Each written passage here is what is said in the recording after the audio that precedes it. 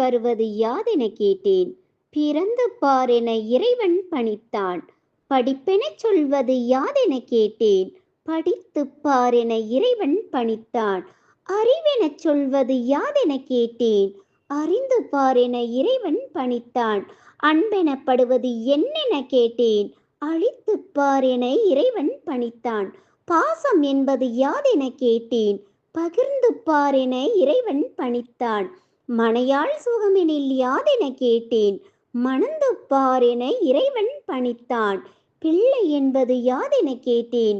பெற்று பார் என இறைவன் பணித்தான். முதுமை என்பது யாதென கேட்டேன். முதிர்ந்து பார் என இறைவன் பணித்தான். வறுமை என்பது என்னென கேட்டேன். வாடிப்பார் என இறைவன் பணித்தான். இறப்பின் பின்னது ஏதென கேட்டேன். இறந்து பார் என இறைவன் பணித்தான்.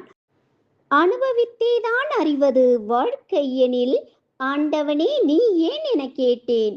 ஆண்டவன் சற்று அருகே நெருங்கி அனுபவம் என்பதே நான் தான் என்றான்.